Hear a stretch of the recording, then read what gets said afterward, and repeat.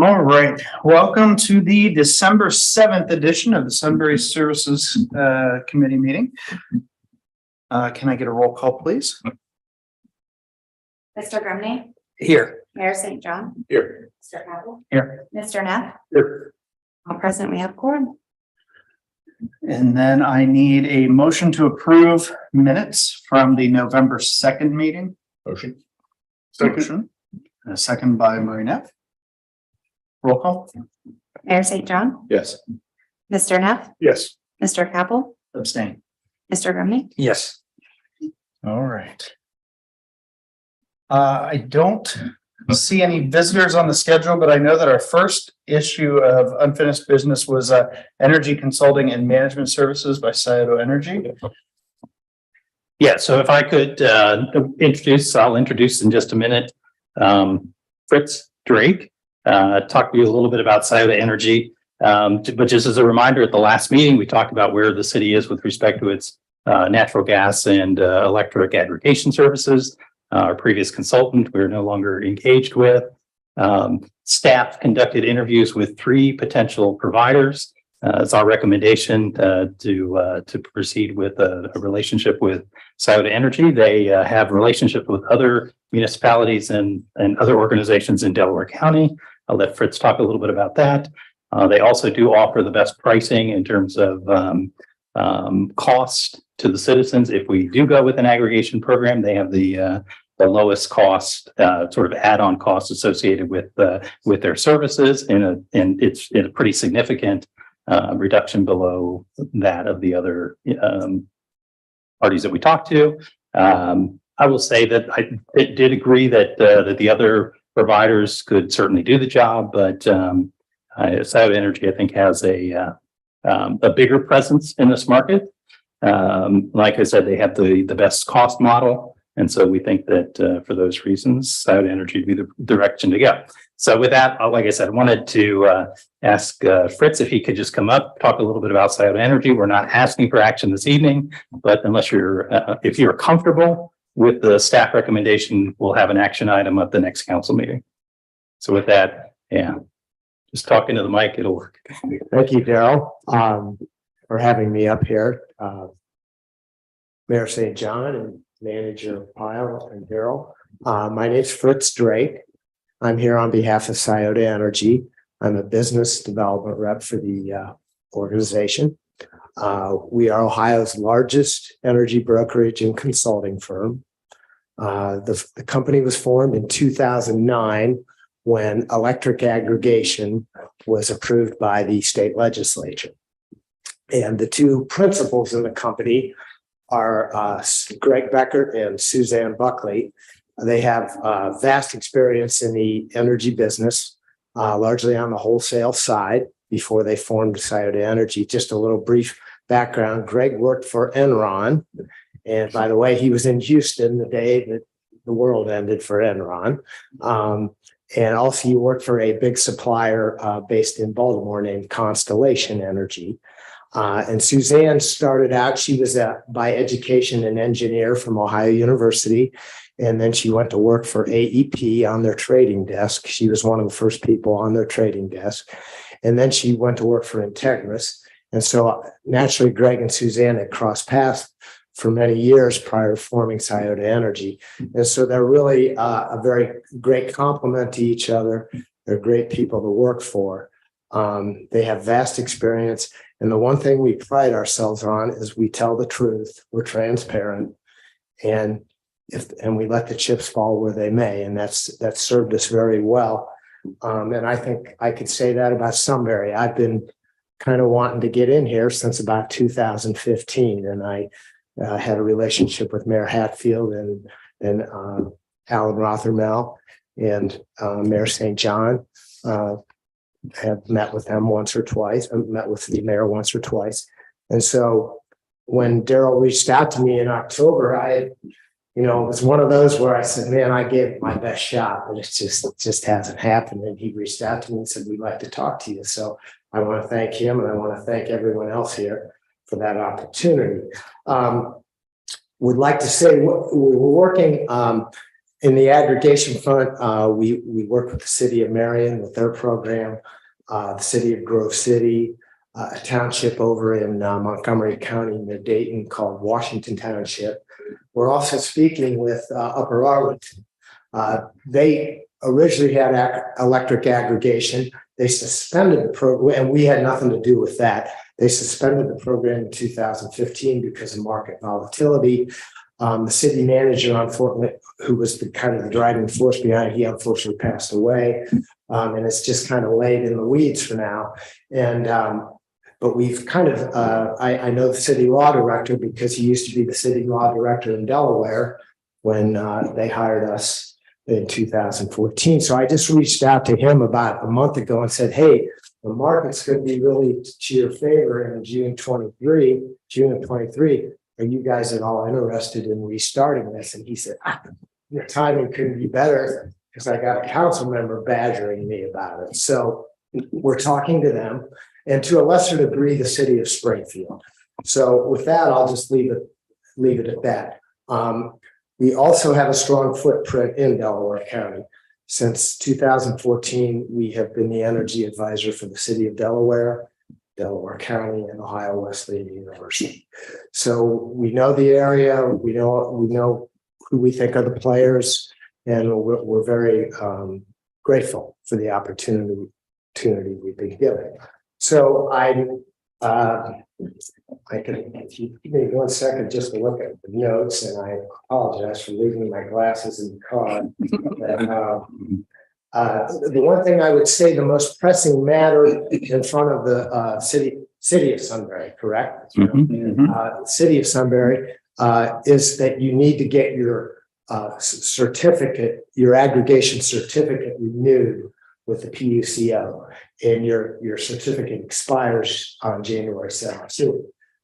So we can do that. It's no problem. And it's a pretty quick turnaround, provided we have all the pertinent details and the documents. So I've spoken to Daryl about that, and I think we'll probably get engaged on that front.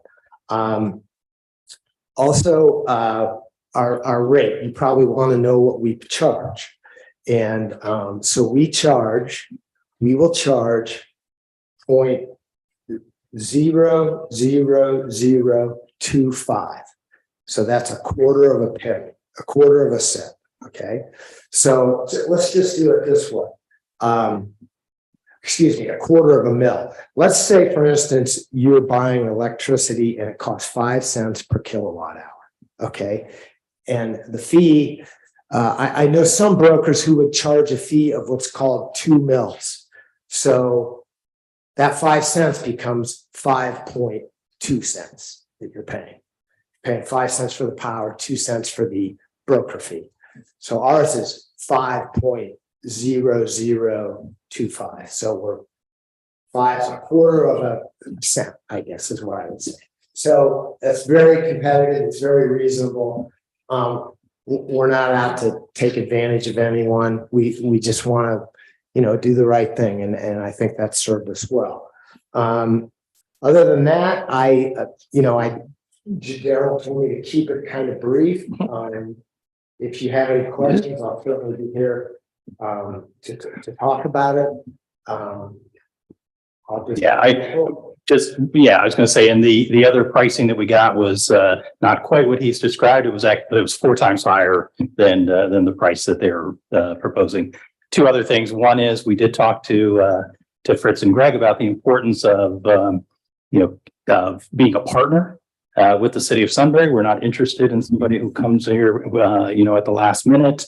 It sounds like that has been our experience. We want to make sure we're building a good, solid relationship and coming to council in a timely fashion to act, not that everything is an emergency. So they know that that's a priority for us. And the other thing is, I think we're in good shape at the moment, with the exception of the certificates.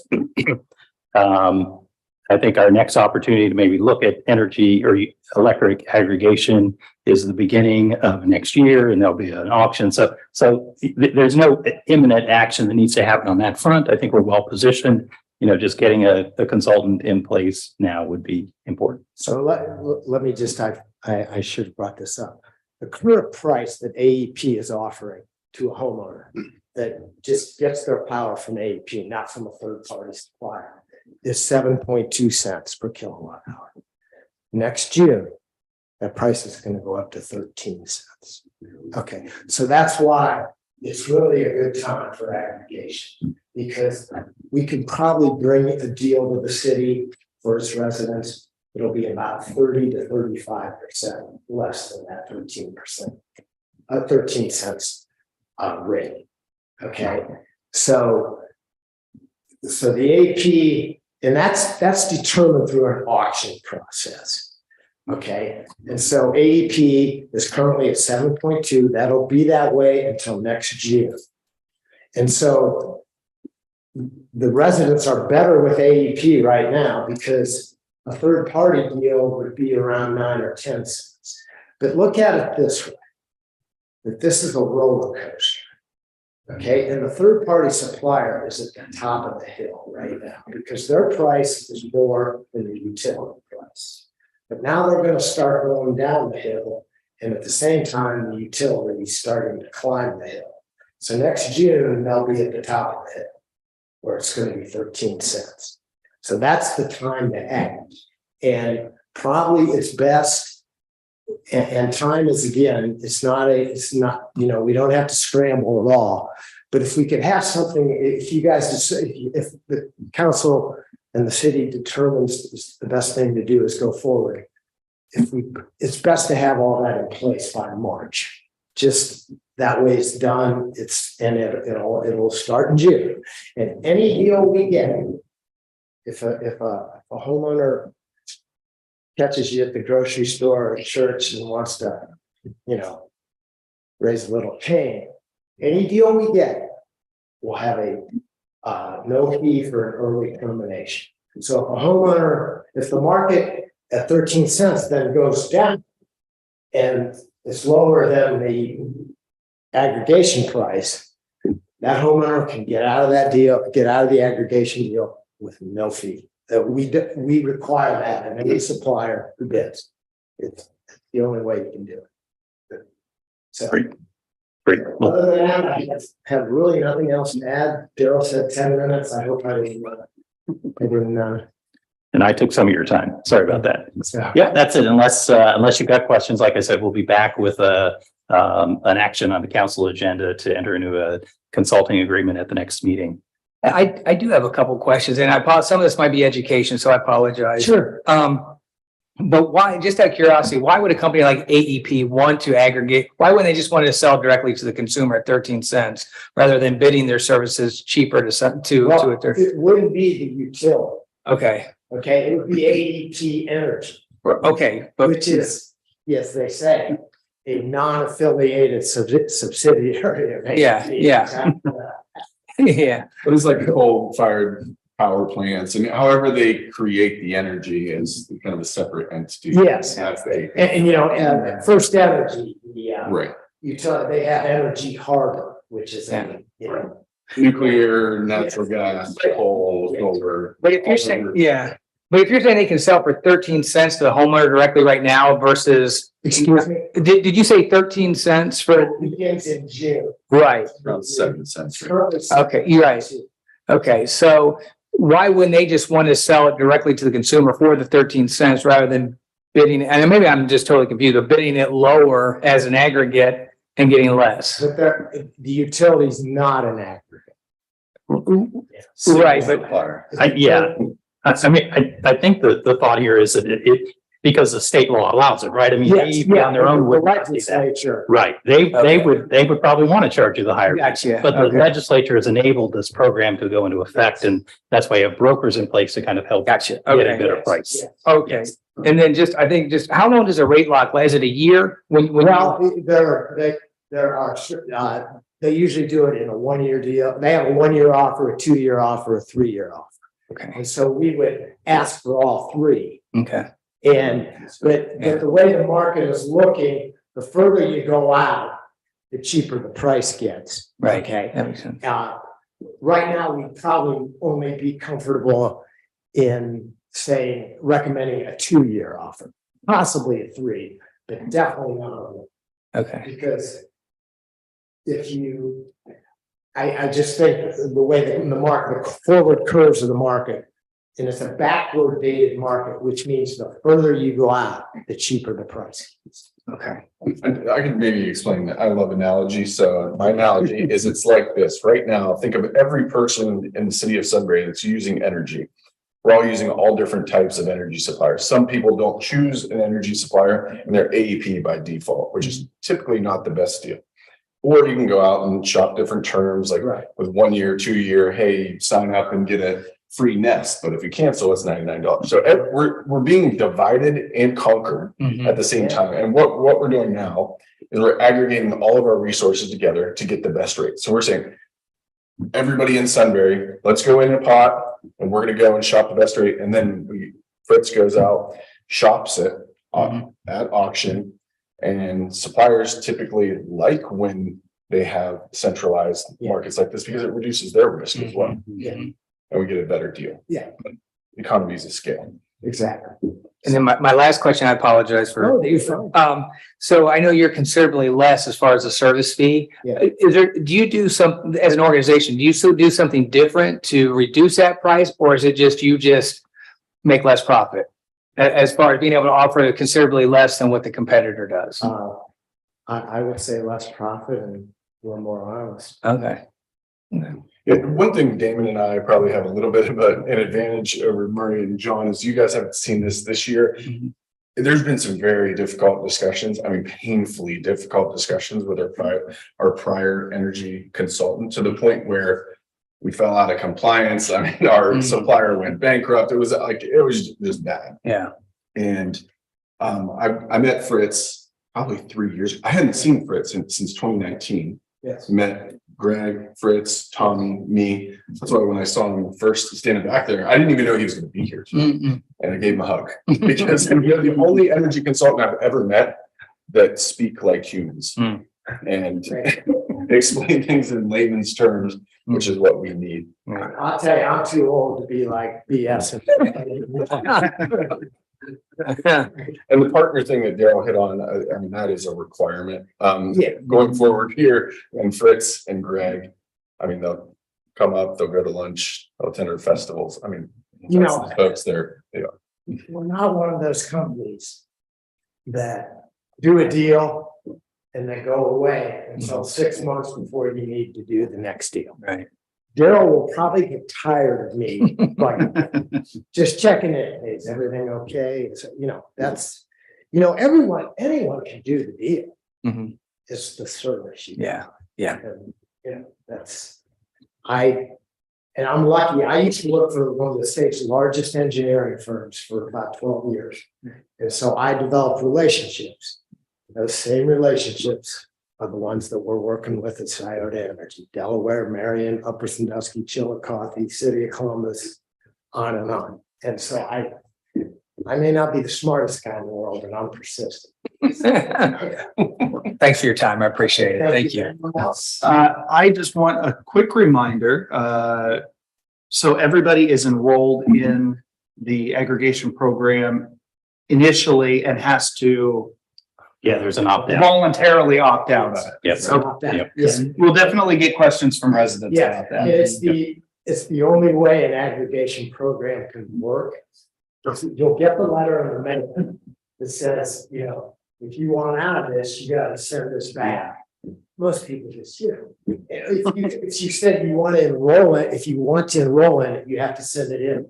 They probably only get 25%, signups. So That's true. and we didn't have to do that. That was done by PUCO or the legislature, but that's the only way an aggregation program can. Because a lot of people will get these, things in the mail, hey, we can give you a lower rate, this and that. And it's intimidating and it's complicated. And so they just stay with AEP, Yep. So that's 6 months out or thereabout. I mean, before our residents would, Yeah. I mean, we're gonna have dialogue between now and March or thereabout. Yeah, Biggest thing right now is hitting the January, I think you said January 17th Yeah. timeframe. So Yes. if we don't do anything right now, our aggregation program dissolves and we would have to go back to the ballot, which was passed 10, 15 years ago. This is just an auto renew. That's basically what we want to do. And one other thing that I neglected to mention, the fee that we charge, 0.00025. Okay, so the average house uses about 800 kilowatt hours per month. Okay, so we took the fee times 800 times 12. Okay, so the residents will be paying our fee from each house in the city of Sunbury that signs up will be $2.40 a year, 20 cents a month. You do the math, and it comes out to, so it's not like we're, robbing the bank. It's 20 cents a month. I think that's pretty reasonable. Right then. Yeah. So. Cool. Do we need a recommendation, or is this the recommendation? I feel like this is the recommendation. Okay. Let you advise otherwise, I'll proceed to the next step. So the next step. think so. Yes, absolutely. Good deal. Thank you. All right. Thank you Thank very you. much. Thank you. Yeah, For your Thank time. you. Appreciate Have a happy holiday and hope to see you again. All right, it. thank you. Good seeing you, sir.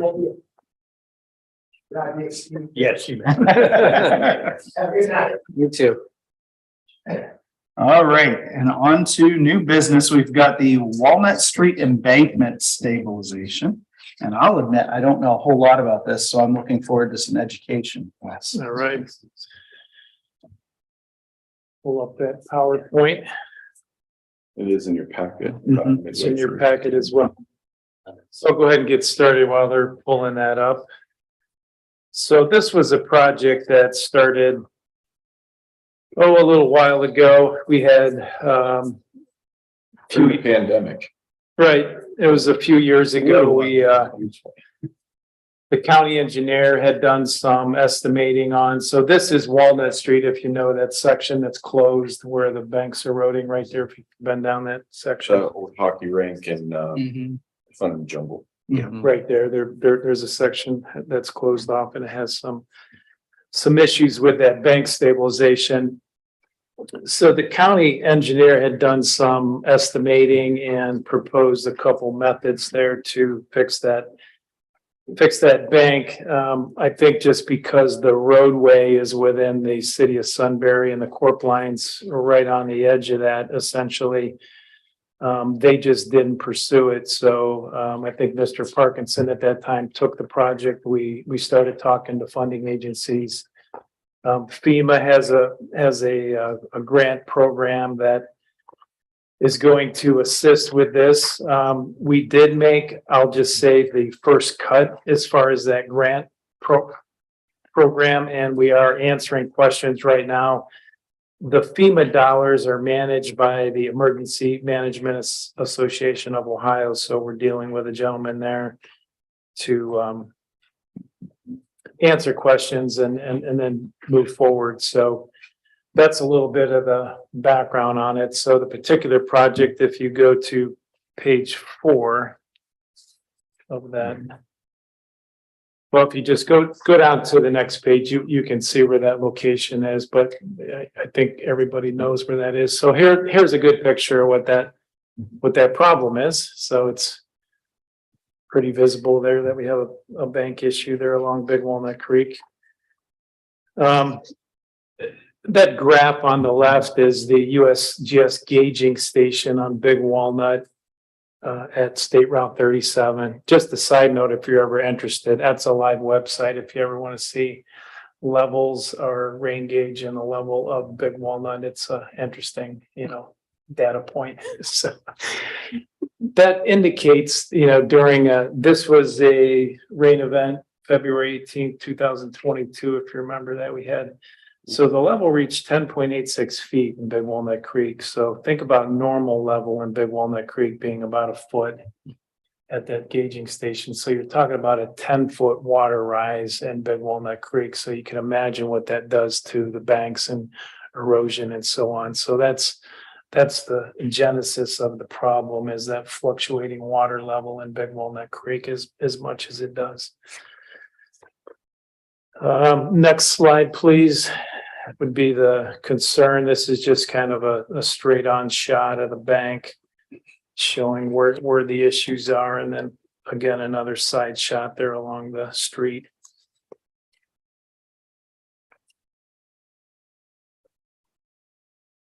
So the solution, next slide, please, is a method called soil nailing and shotcrete. So better explained a couple slides ahead, but basically what that is the shotcrete or gunite. You might have seen that. It's just a spray on concrete, and the soil nailing are essentially 20-foot. And to use an analogy, it's like a healthy anchor. So you put an anchor in your drywall to hang a picture, and it's got, either it expands on the back, very similar, but they're 3 or 4 inch diameter pipes or nails that they pound into the sides, and that's the anchor. And we have a cross section coming up here, which will show that. So that's the treatment. And we've been working with a supplier called GSI, and that's who the county worked with originally to come up with the solution.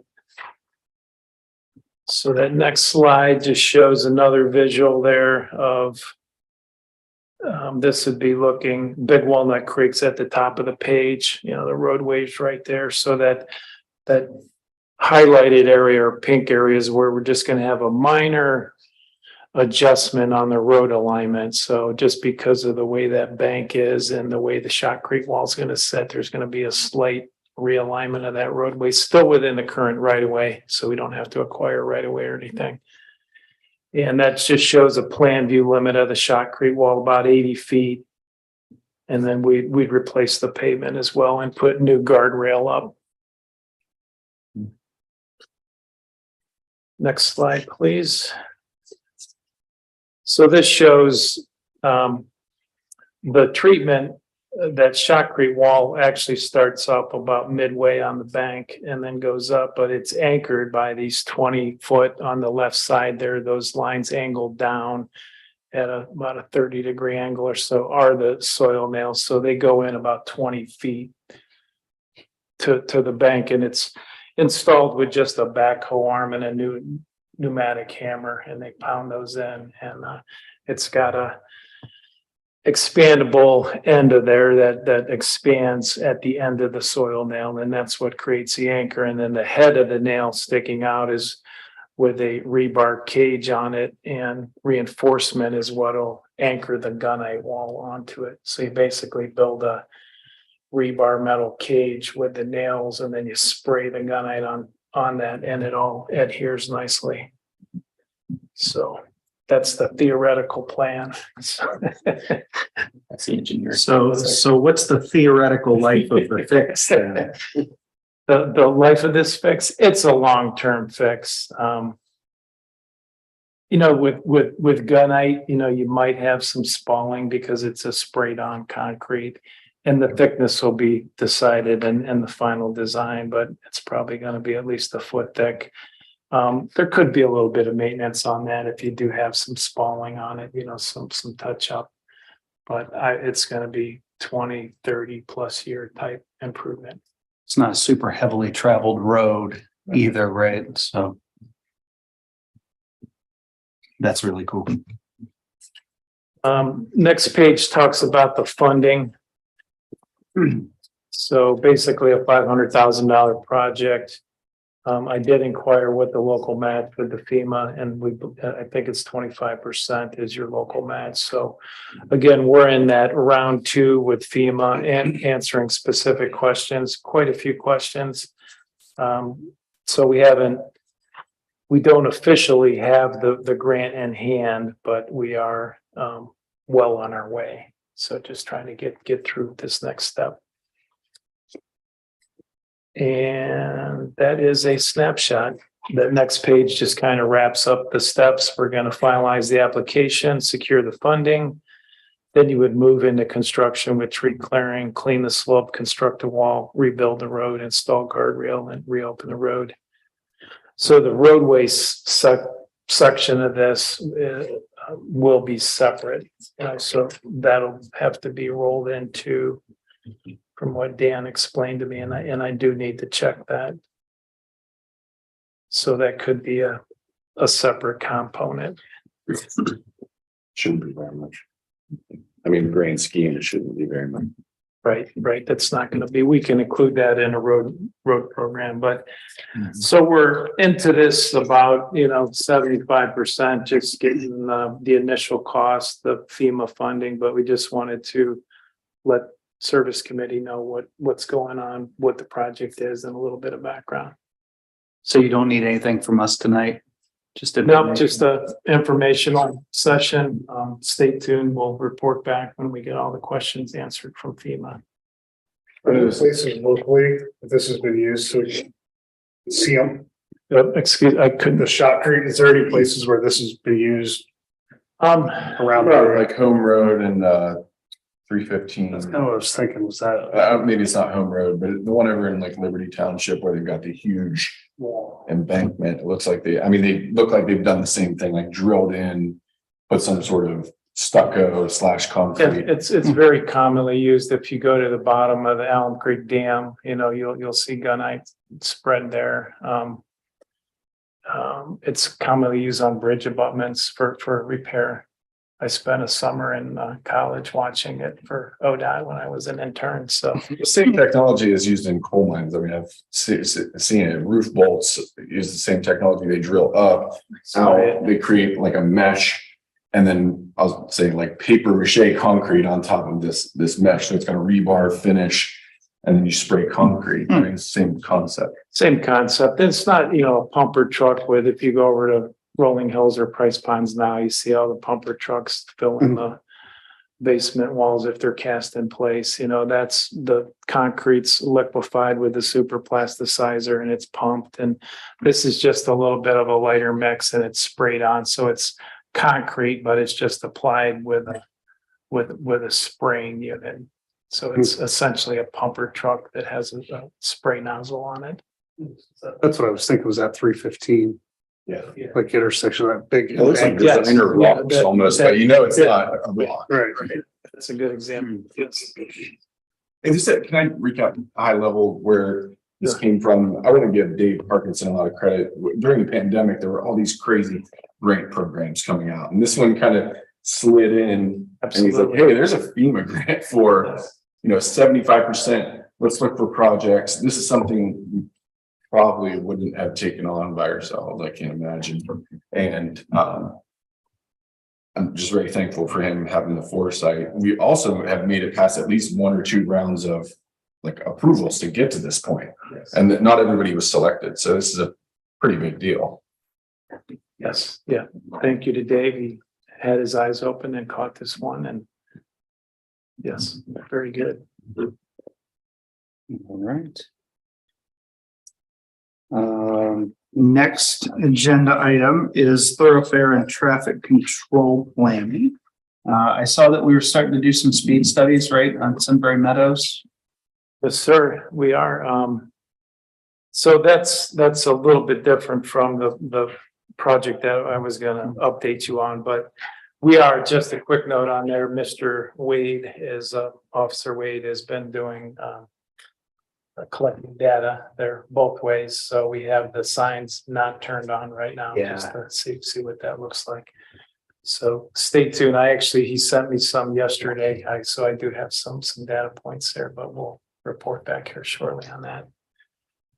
So our initial effort as we were building the traffic model for the city, we're looking at 5 intersections right now. So we're looking at Cherry Miller, Cherry and 3, Granville and 3, and Miller and Heartland, and Kidner and Cherry. So the 4 around Kroger outside of Kidner are connected with a radio unit. So we've built a model. We're working through timings. And we needed some more information. The MP Dory didn't have everything we need. We had to we contacted another company that provides that equipment for those controllers to get the additional information that we needed. And we're just about done with the model and tweaking the timing. So our team has reported to me that they expect about a 20% increase, reduce delays at those intersections. So it's pretty significant, and even more during school hours. So they have a component of the model where during school hours, they're going to adjust those timings to allow school traffic to move better. So that could be an even bigger percentage increase. I was just asking them what the sound bite on the improvement would be. So if you think about a 20% increase, it's going to be pretty significant. The other big component short term here is to tie the Kintner Cherry intersection in with there. So we got to buy another radio unit, put a placeholder on that between 3,000 and 5,000 to get that end installed, connected to here so we can connect that timing and that'll help create gaps for some of those commercial drives in the Cheshire Cherry Street intersection. If you ever try to make a left there when traffic's coming through, it should help create some gaps there and then tie that intersection in with the 4-round Kroger. And we want to have all the timings done and that information to MP Dory to actually do the timing by December 14th. So that's our target there. And MP Dory, we would ballpark 2,000 or so. So maybe we're talking 7,000-8,000 max to take care of the buying the radio unit and then getting MP Dory to actually, we'll give them a file with all the timings on for those 5 intersections, and then they'll go to each controller and reset those timings, and then we'll go from there. Then the next step is to obviously look at fiber and other technology so we can track that live or, tweak things during a high school event or other ways to modify that. But this will just be a good baseline retiming of those 5 intersections to help move traffic. I guess good with the terminology that he's using, like MP Dory and controllers and radios and all that. I would say the MP Dory, I have no idea. Okay, MP Dory is a vendor. Okay. They service our signal boxes. Okay, They can help us coordinate the timing adjustments that we're talking about. gotcha. The radio controllers are what gets everything in sync. It's some of the technology. So we don't have fiber that's direct connecting. So in order for one box to talk to another, it's relaying a signal. It looks like a little antenna, like an old antenna. And I think we do not have one at Cherry and Kintner. And that was the thing where you were saying we need to add that to integrate it. And through timing adjustments through that system, we're going to be able to see a 20% reduction in traffic buildups, backups. Is that fair? Or 20% increase in traffic throughput, one or the other. Maybe I'm missing a very dumb question or simple answer to my dumb question. If we're expecting a 20% improvement, how are we determining what the current state is to be able to measure an improvement? You initiated a study earlier this year. Okay, so it's based off of that. Okay. Yeah, it's based off it. I mean, then are we going to do another study or Yeah, we'll need to do how are we? Okay. So we did a study based on the current traffic and Right. and then we've tweaked that timing to see the delay is less. So you're having to sit at those lights during peak times, and it's a really kind of a balancing act, and they can play around with the model to change timings to we've instead of going out and doing traffic counts, we have a service called Streetlight Data that we use, and it's traffic counts. So it's the number of vehicles per hour that travel a roadway, and then we plug all that in. And it's a pretty sophisticated model. It's called Synchro is the name of the software model. And it's I'm sorry if I use any jargon, so stop me. I'm just good. But it's a pretty, when you break it down, you got a green cycle, a red cycle. So you're timing those cycles, the length of them, so you're not creating backups. So the 20% increase is the less backup at the intersection, so less of a delay at the intersection. So it's a theoretical approach. So, the reality, sometimes things happen and they're not in the model, or there's an event, and it's but the way a lot of systems are now is they're automated. So you can, if there is a big event, you can have a pre-recorded timing that you can immediately turn on high school football Mm. game mode. You know, you would hit that That's nice. button and it would help with things. Do we hit any in our last meeting about us being awarded the ODOT grant for adding the real-time monitoring? I talked about that publicly somewhere. I think maybe it was the zoning meeting. I don't think we talked about this. No, we did not, not to this group, so, You want me to hit on it? yeah, absolutely. Okay. If you've ever driven Columbus, Delaware, Westerville, anywhere, if you see cameras on top of intersections, that's kind of modern way that it's a smart intersection technology that instead of using radio frequencies, it's taking into account real-time traffic and making real-time adjustments based on that traffic. And we were awarded a grant from ODOT.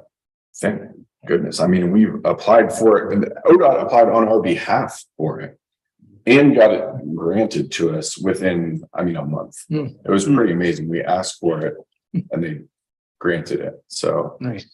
that'll be a few years out. Probably at least 2. Wes, is that probably fair? I think Delaware took 3 It's years, yeah, 4 it's, years to roll out. 2 to 3 year. Speed cameras. They're not, Okay. yeah, this is not like police cameras and things like that. It's for the purpose of safely traveling the road network. And really what we're trying to do, and I think I hit on this in the last meeting, is offset as many capital improvements as we possibly can. We don't have to add a turn lane or we can defer that. Let's do it. Because that's more maintenance, more cost, more deterioration, stormwater, on and on. It's all good though. All good. I was gonna say that. I think that's why he said he really wanted to talk about stormwater utility. So, Just to finish off traffic though, we are building the model around the square as well. And that's on a separate radio system. If you ever notice the poles at the lights, they have a little radio antenna on them and it's All 3 of these lights change at the same time. right, they're all timed. So it would make sense to connect it in somehow and get all that as one system. So that's part of the model as well. So stormwater, Mr. Whited on our team is spearheading this.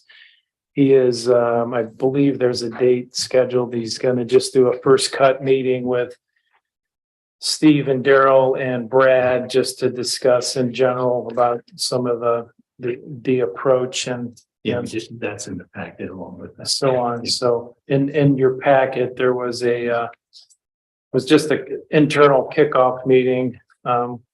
Anybody on service is welcome to attend that meeting, Mayor as well, of course. So it's just really to talk through the stormwater utility and what the program is going to look like. From that meeting, we were going to come back to service with the results of this initial discussion and then just let service committee know what our approach is going to be. So that's a step being taken right now. We also, Dan prepared a form just called the Stormwater Concern Reporting Sheet. And if anybody knows of anything that's a stormwater issue, it just creates a form that we can then take in, identify what it is, location. We're probably going to end up putting these on the GIS map or map them somehow, and then just have a master list. We'll start applying cost to each one, building a needs list that it really becomes the basis of what the stormwater utility rate is. So we've already done a bit of a takeoff on the storm sewer system itself within the city. So we know the storm lines and sizes, but these are drainage issues, even as small as a curb inlet. If you know of a problem, it could be a backyard drainage issue. It has to be essentially a public drainage issue, but please, if you're aware of any that forms on the OneDrive, you can fill that out and submit that over to Dan, myself, Steve, or Daryl. So stay tuned. A lot going on there. We're working on it and we'll keep reporting back. Where's the form again? I put it on the OneDrive and in your packet as well. It's on the service committee folder, OneDrive. All right, great. Thank you. Yeah, we've also got it listed under this meeting, Okay. in OneDrive as well. So Any other questions or comments on the stormwater utility? How far out until we start implementing? Putting the utility, like the price and paying for this and moving this forward. We got quite a ways to go, I would say. You know, there's gonna be a round of public hearings, you know, we're gonna have to really, once we get through the needs assessment and identifying, you know, what the dollars are that we need to invest in the stormwater system, and then determining that rate, building a PowerPoint, having a public hearing, notifying the public, explaining that, probably having a comment period, making sure that it's well known what this is and why it's being, you know, it's going to be a $5 to $10 per month type charge per home. And then we also have to do our PR work, I think, with the commercial users and potentially the school district. So, you know, you have to look at, and those are the big users, the Kroger parking lot. When you do the equivalent number of homes for the Kroger parking lot, it's a lot. So their monthly charge is going to be much higher. So some of the big users, Dan's already started a PowerPoint on a stakeholders meeting, which should be that next step after we flush out internally what we think this is going to be, and we want to move forward. Then we want to get some of the key stakeholders to have a meeting and just go through everything and discuss it and make sure they're aware of what's, but it's very common to be done in cities now. There's just a lot of regulation through the MS4 that's required by Ohio EPA now, and stormwater is just it tends to be an unfunded piece of the infrastructure. Essentially, it usually comes out of the general fund to fund the stormwater component, and it's becoming increasingly needy and a lot of problems associated with it. is it fair to say that at the end of the day, it would be an ordinance that sets the rate that would come through Absolutely. council? So yeah, there's Absolutely. a Just long be like- time until we get to that point, but you'll know, I guess is the point. We'll have an action item. Like I would say it's on par with probably what the impact fee analysis was. I mean, it's a couple years, a year, something like that. Year plus, yeah, process, I would say. All right, last agenda item is the ArcGIS. Just the ongoing work in progress. I was just gonna update you on a few. If you ever clicked on that recently, I'm just gonna note a few things that we've added. Delaware County Regional Planning has some online GIS information, so we've tapped quite a few of their layers to insert to our map, one being the county CIP projects. So when you click on that, it's a layer now on the ArcGIS Online. It'll have Sudbury Parkway and the interchange and the intersection, like at Domigan and Cherry Street, there is a CIP project, so you can see what the county CIP projects are. There was also a layer called Local Proposed Roadways, which Mr. Sanders, the regional planning director, keeps. So we have that layer inserted into our ArcGIS Online as well. And then just within our city data, we've included the Little Walnut Creek sewer that kind of projects up through north of the high school. So when you turn that on, you'll see a black line on there now, and it'll have a layer called Little Walnut Creek Trunk Sewer. So you can see the planning route of that. So we wanted to get that information on there just so we can start to brainstorm. We've also added 2019. If you remember, we did all the pavement ratings on the streets. So we have that layer on there now. So called a pavement condition rating, and they're color coded.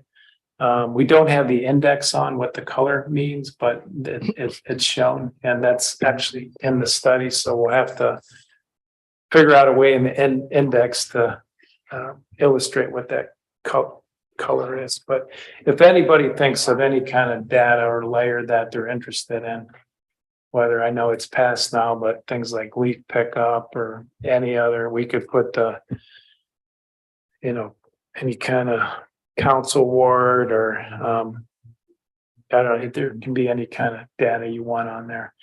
Next step is Daryl and I know he agreed to help me. We're going to get the city licensed with your own copy. So then you'll have that and you can have a power user or user on your side that can edit, read, write, and then we'll have access so we can add layers or, whatever needs to be done. Other future steps there are to really start physically locating some infrastructure where needed. For instance, like the sanitary, storm sewer, and the water lines just came in through a CAD file. And if you zoom in a few areas, there might be one that goes through a structure where we know that's not quite right. It might be another 10 feet one way, but not that that's super relevant, but just the accuracy over time to kind of improve that and do a little bit each year until it gets better and better. It's good just to have the information in there so you can basically see where utilities are in a general sense. And so we've been working on that. And there's quite a few layers in there now. If you get a chance, I put a link in a Word document on the Service Drive 1 folder. So if you ever lose the email, it's just go to that OneDrive folder and there's a link to click on and you can zoom in and out. And so please let me know. We're interested. I got a GIS team on standby to add a layer if you need something. So. Yeah, and I would add, as just a reminder, I mean, the Sunbury Parkway district level planning is gonna take off tomorrow night. One of the defined deliverables in there is ArcGIS data. I mean, as we work through it, if we decide, hey, that's something we want to layer, we've asked them to help put the data together in a way that we could upload it to our system. So we'll have some work to do on that. But the point is, as we're going through that planning process, that will be one way that we'll be able to identify some additional layers to feed into the system. Excited to see it again. I haven't looked at it in a while, so I'll have to catch up for sure. All right. Does anybody have anything for the good of the order? We got about 7 minutes. Yes, All sir. right. I give you back. Thank you, guys. Motion to adjourn. Second. Roll call. Mr. Capel, Yes. Mayor St. John, Yes. Mr. Neff, Yes. Mr. Grumney. Yes. We are adjourned at 7:23.